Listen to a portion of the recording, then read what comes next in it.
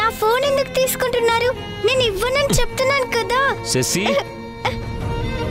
అబ్బే వదిలేండి అబ్బే. శశి నా కోపం తెప్పించని చెప్తున్నా, మర్యాదగా ఫోన్ ఇవ్వు. ఇవ్వమంటున్నానా? ఏంట్రా రామ్మా ఇల్లరా. అయ్యో ఏంట్రా ఇది? కూతురు మీదే చెయ్యెత్తుతావా? అది మొండిగా తయారవుతుందమ్మా. ఫోన్లో గేమ్స్ ఆడుతూ చదువుని పక్కన పెట్టేసింది.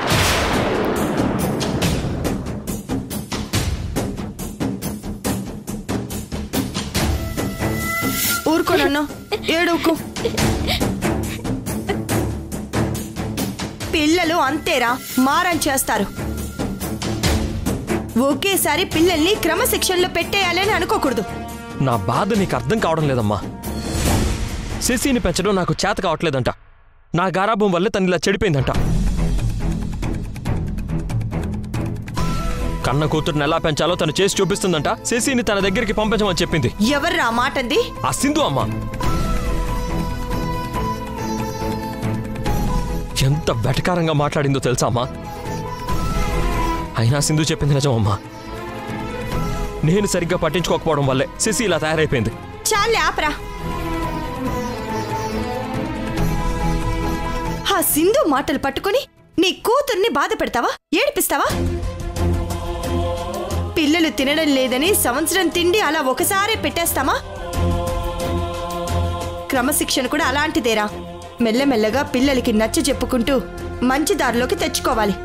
అంతే తప్ప ఇలా భయపెడితేనో బెదిరిస్తేనో కొడితేనో దారిలోకి రార్రా. నువ్విలా దీన్ని అరుస్తూ కోప్పడుతూ కొడుతూ ఉంటే రిషిలానే శశి కూడా ఆ సింధు దగ్గరికి వెళ్ళిపోతుంది.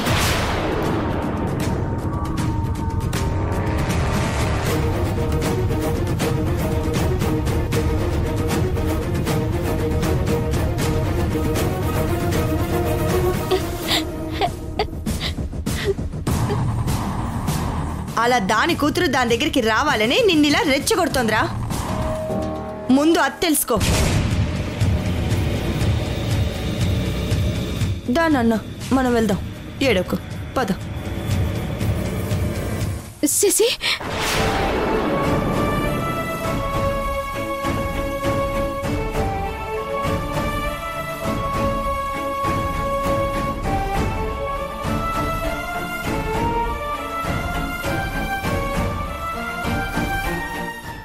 ఊరుకోనన్నా, ఊరుకో. నా తల్లి కదూ, బంగారు తల్లి కదూ. మీ నాన్న నీ మంచి కోసమే కదా నాన్న చెప్తున్నాడు, సరేనా? శశి నువ్వు హోంవర్క్ మొత్తం కంప్లీట్ చేసి ఆ తర్వాత ఫోన్ చూసినా మీ నాన్న అరవడు కదమ్మే. చదువుకునే టైంలో చదువుకోవాలి, ఆడుకునే టైంలో ఆడుకోవాలి. చదువుని పక్కన పెట్టి ఎప్పుడు ఫోన్ చూడడం తప్పే నాన్న. ఇన్ని రోజులు లేదు కానీ ఇప్పుడే నేను చేసేవన్నీ నాన్నకి తప్పుగా కనిపిస్తున్నాయా నానమ్మ? అలా కాదురా తల్లి. నా బుజ్జి తల్లివి కదూ, నా బంగారు కొండవు కదూ. నువ్వు బాగా చదువుకుని మంచి మార్కులు తెచ్చుకుంటే మీ నాన్నే నిన్ను నెత్తిన పెట్టుకుంటాడు తెలుసా. ఏడవకమ్మా, ఏడవకమ్మా. నా తల్లివి కదా, ఊరుకో. ఏడవకురా ప్లీజ్, సరేనా? వదినా ఇదిగో నువ్వు భోంచేయాలి కదా. నాకేం వద్దు అసలు. వదినా శశికి నేను భోజనం తినిపిస్తానులే వదినా, మీరు వెళ్ళి పడుకోండి. అలాంటిదేం వద్దు అసలు. ఇప్పటిదాకా శశి నువ్వు ఎంత బాగా చూసుకున్నావో చూశాం కదా. వెళ్ళి పనిచేసుకోపో, వెళ్ళు.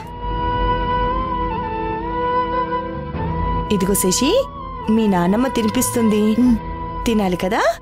నేను తినను. సంధ్య నువ్వైనా చెప్పు సంధ్య దీనికి. ఆ ప్లేట్ ఇట్ట ఇవ్వండి దావత్తా, నేను తినిపిస్తాను. శశి నాకొద్దు. నీకు ఈ అమ్మ అంటే ఇష్టం ఉండదా లేదా? ఉంది. మరి ఈ అమ్మ చెప్పిన మాట ఏంటో కదా నువ్వు. మరైతే బుద్ధిగా అన్నం తినాలి.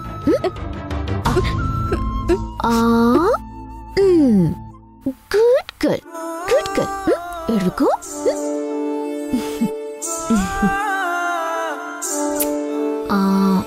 ఇదిగో ఇది అమ్మమ్మ ముద్ద.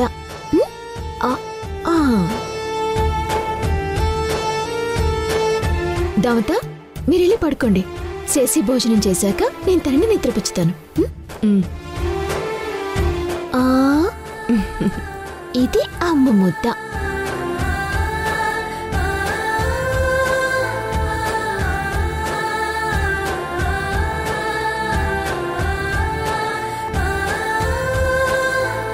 ఇదిగో ఇది మళ్ళీ తాతయ్య ముద్ద.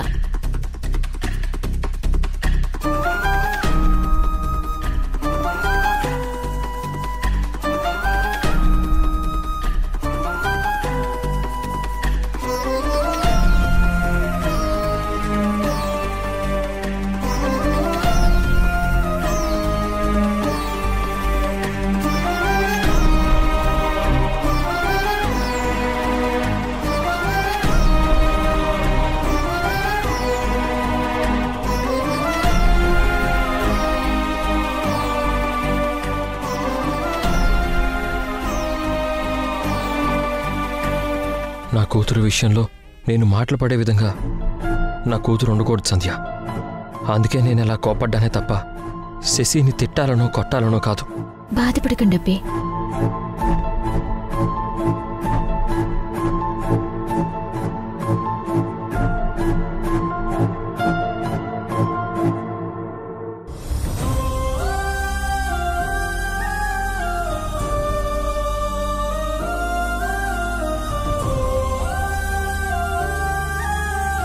శశి, నిన్ను అరిచి కొట్టబోయాను. I'm really sorry Shashi.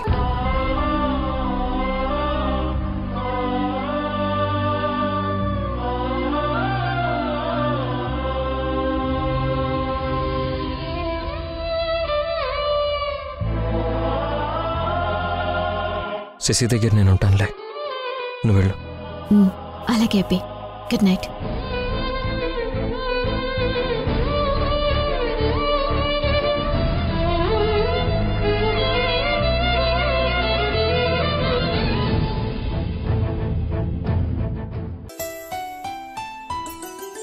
గుమ్మాడి గుమ్మాడి ఆడిందంటే అమ్మాడి, డాడీ ఊపిరిలో మురిసే కూచిపూడి. చిందాడి చిందాడి తుళ్ళిందంటే చిన్నారి, మమ్మీ చూపుల్లో చూడు ఎంత వేడి. వద్దంటే వినదే పగలంతా ఆడి పాడి, ముద్దైన తినదే పరిగెత్తే పైడి లేడి. చిలకల్లే చెవిలో ఎన్నో సులాడి, పడుకోదే పన్నెండైనా ఏం చేయాలి. గుమ్మాడి గుమ్మాడి ఆడిందంటే అమ్మాడి, డాడీ ఊపిరిలో మురిసే కూచిపూడి.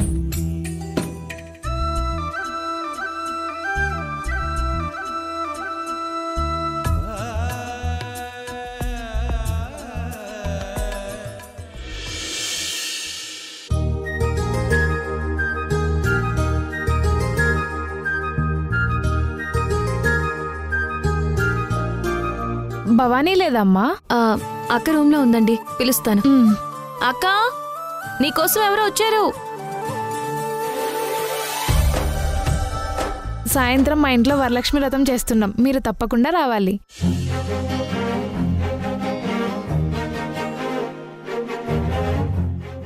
ఆగు పిన్ని.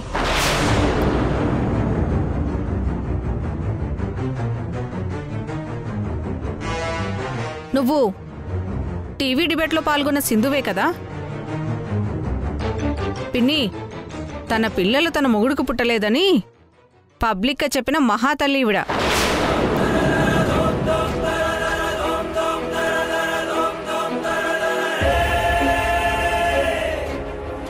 భర్తను వదిలేసి భవానీ ఇంట్లో ఉంటున్నావా? పిన్ని, ఇలాంటి వాళ్ళని వ్రతానికి పిలిస్తే అరిష్టం. వద్దు, తనకు బొట్టు పెట్టకు.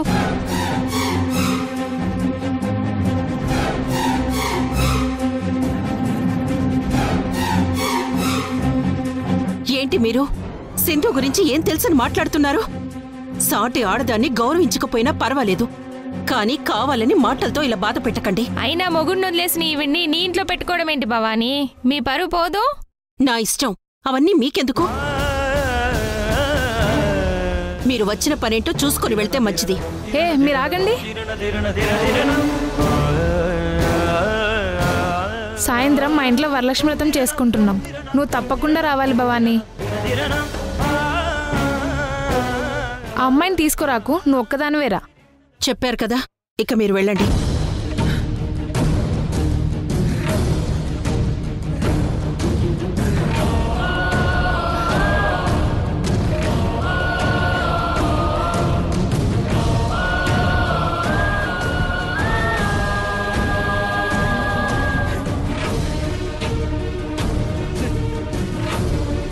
సింధు, సింధు,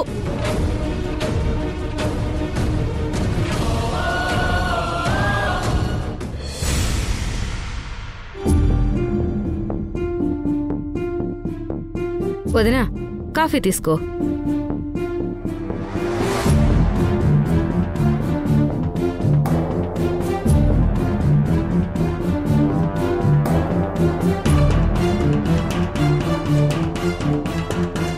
అభి కాఫీ.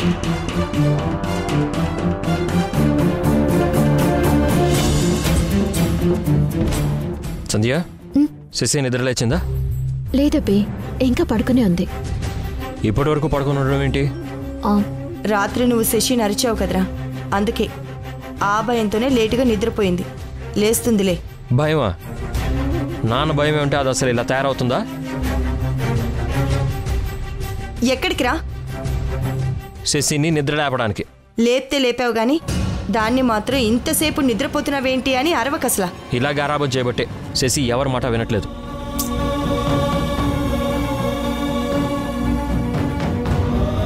సంధ్య, నువ్వు కూడా వెళ్ళు. వాణ్ణి కాస్త శశిని అరవకుండా చూడు. అట్నేదా వద్దా?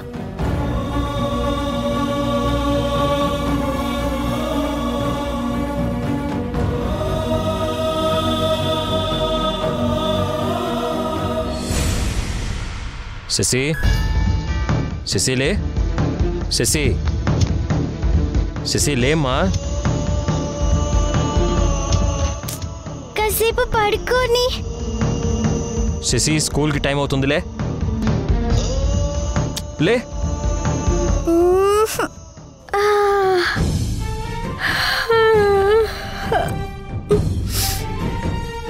ఏంటి నాన్న అప్పుడే నిద్ర లేపుతున్నావు? ఇప్పుడు లేస్తే స్కూల్కి ఎప్పటికి రెడీ అవుతావు? లేచి రెడీ అవు. అర్థమవుతుందా? నిన్ను స్కూల్ దగ్గర నేనే డ్రాప్ చేసి వెళ్తాను. మీకెందుకు శ్రమ అల్లుడు గారు? శశిని స్కూల్ దగ్గర నేను తిప్పుతానులే. నేననే కదా మీకు చెప్పింది శశి విషయంలో కల్పించుకోవద్దని. మీరు శశికి ఎంత దూరంగా ఉంటే అంత మంచిది. శశి, ఇంకిప్పటి నుంచి లేచి టైంకి నిద్ర లేచి రెడీ అవ్వాలి. ఇక మీదట కూడా టైం అంటే కుదరదు, చెప్తున్నా. అలాగే నాన్న. సంధ్య, శశికి స్నానం చేయించి తొందరగా రెడీ చేయి. అట్నే అబ్బి. ఏంటి శశి నువ్వు? నీ ప్రోగ్రెస్ రిపోర్ట్ మీద మీ నాన్న సంతకం నేనే చేయమని చెప్పి నన్ను భలే ఇరికించేసి ఉండవే. అందుకే నీకు పనిష్మెంట్. తప్పు నువ్వు చేసి శశినంటావేటి? అసలు పనిష్మెంట్ ఇవ్వాల్సింది నీకు. అప్పుడు కానీ నీకు అసలు బుద్ధి రాదు. అబ్బి చెప్పాడు కదా, ముందులే, దూరంగా ఉండు. నువ్వా లే, ఇట్టగా ఉండు. శశి, నువ్వు బ్రష్ చేయాలి, స్నానం చేయాలి, నిన్ను స్కూల్కి రెడీ చేయాలి. లేట్ అయితే మళ్ళీ మీ నాన్న నిన్ను నన్ను అరుస్తారు. పద, తొందరగా వెళ్ళి రెడీ అవుదాం. అమ్మి, మొత్తం బెడ్రూమ్ సర్దు.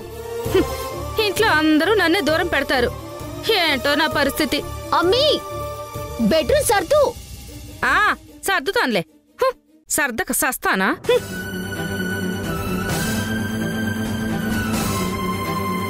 రేయేష్, నీకొక విషయం చెప్పడం మర్చిపోయాను. బెంగళూరు నుంచి రమేష్ ఫోన్ చేశాడ్రా. ఓహ్, అవునా? అన్నయ్య ఎలా ఉన్నాడంటమ్మా? ఇంకా అలాగే ఉన్నాడా? లేదురా, తేజాలో చాలా మార్పు వచ్చింది. నాతో మాట్లాడాడు. త్వరలోనే మన దగ్గరికి వస్తున్నాడు. ఇప్పటికే చాలా లేట్ అయిందమ్మా. పాపం ఆరాధ్య ఇప్పటికీ హాస్టల్లోనే ఉండిపోయింది. మనం ఇంతమంది ఉండి కూడా తనని ఒంటరిని చేసామమ్మా. వాడికి వాడి కూతురు మీదున్న కోపం వల్లే కదరా మనం ఆరాధ్యాన్ని హాస్టల్లో ఉంచాల్సి వచ్చింది. అవుననుకో, కానీ అన్నయ్య మన ఇంటికి రాగానే ఆరాధ్యాన్ని కూడా హాస్టల్ నుంచి తీసుకొచ్చేద్దాం. ముందు మీ అన్నయ్యని రానిరా, వాడేమంటాడో చూసి అప్పుడు ఆలోచిద్దాం. అసలు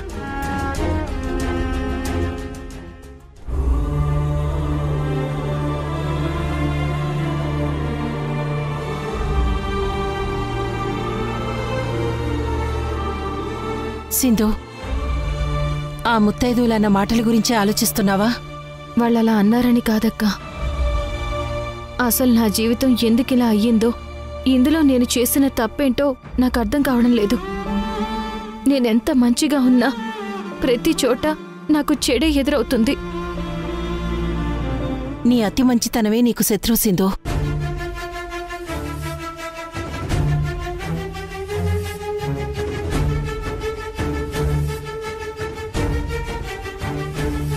చూసావా సింధు, ఇప్పటిదాకా ఈ గదంతా చీకటలముకుంది. కట్టెన్ తీయగానే వెలుగుతో నిండిపోయింది. సూర్యుడి కాంతి ప్రపంచం మొత్తం ఒకేలా ఉంటుంది. కానీ మనమే ఇలాంటి పరదాలను అడ్డుగా పెట్టుకుని చీకటి చాటున ఉండిపోతాం. అలాగే నీ జీవితంలో అడ్డుగా ఉన్న పరదాలను నువ్వు తొలగిస్తే నీ లైఫ్లో కూడా సూర్యకాంతి లాంటి సంతోషం నిండుతుంది. ఏ బంధమైనా కలుపుకుంటేనే కలుస్తుంది తప్ప అవసరం లేదు అనుకుంటే అలాగే దూరంగా ఉండిపోతుంది. నువ్వు నీ మనసులో ఉన్న చీకటి పరదాల్ని తీసేయాలి సింధు. నువ్వు నిజాయితీగా ఉన్నా నీ భర్త నీ క్యారెక్టర్ని అనుమానించాడు. నీ మెళ్ళో తాళి తెంచేశాడు. అందుకని నీ భర్త నువ్వే వద్దనుకుంటే ఎలా? నీ భర్త నీ విషయంలో తప్పు చేస్తే తిట్టు, శిక్షించు. నీ తప్పేం లేదని నిరూపించు. అంతేకాని నీ భర్తని వదిలేకో. బంధాన్ని విడిచిపెట్టడం చాలా ఈజీ సింధు. కానీ అదే బంధాన్ని నిలుపుకోవడం, కలుపుకోవడం చాలా కష్టం. నీ పిల్లలు తప్పు చేస్తే అమ్మగా నువ్వేదో ఒకటి చేసి వాళ్ళని దారిలో పెట్టుకోవా? వాళ్ళని దూరం చేసుకోవాలనుకుంటావా? చెప్పు సింధు. భర్త కూడా నీకు మొదటి పిల్లోడే, అది గుర్తుపెట్టుకో. నీ భర్త నువ్వే వద్దనుకుంటే అసలు నీకొచ్చే లాభం ఏంటి? నేను ప్రసాద్కి దూరంగా ఉండటం లేదు. వేరుగా ఉన్నా మేం దగ్గరగానే ఉంటున్నాం. సరిదిద్దటం, సర్దుకుపోవటం భార్య లక్షణం. ఈరోజు కాకపోతే రేపన్నా మేం కలుస్తాం. నువ్వు కూడా అలాగే ఉండాలి సింధు. ఆలోచించు. నీ జీవితంలో మార్పు రావాలి.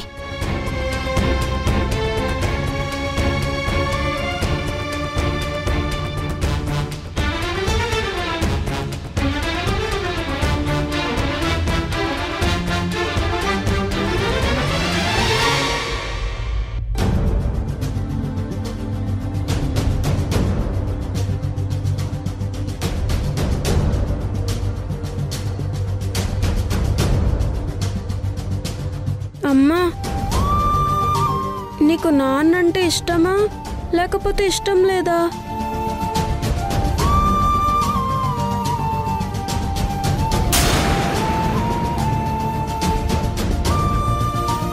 చెప్పమ్మా.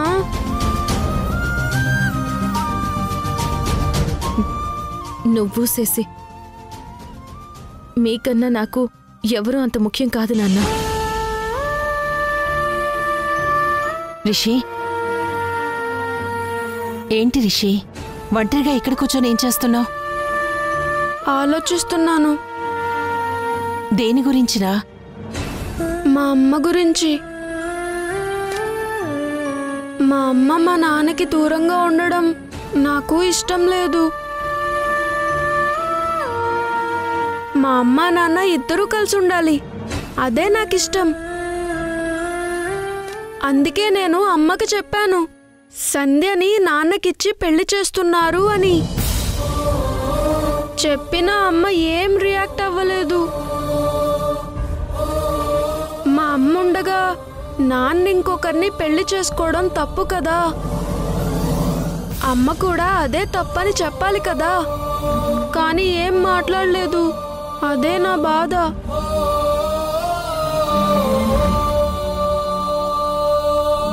చిన్నవాడివైనా మీ అమ్మా నాన్నల విషయంలో చాలా గొప్పగా ఆలోచిస్తున్నావు రిషి.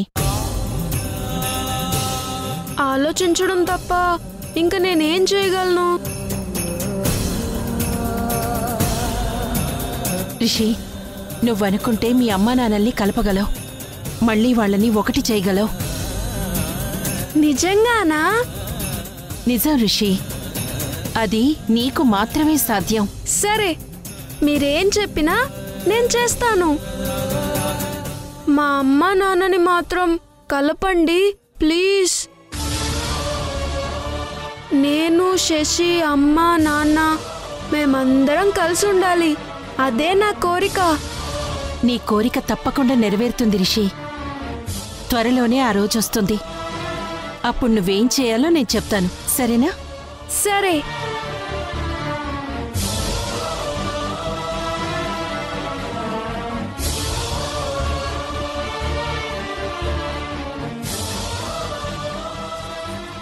మీ రిషి గురించి అన్నీ బాగానే ఉన్నాయి. తన progress, behaviour, concentration is very good.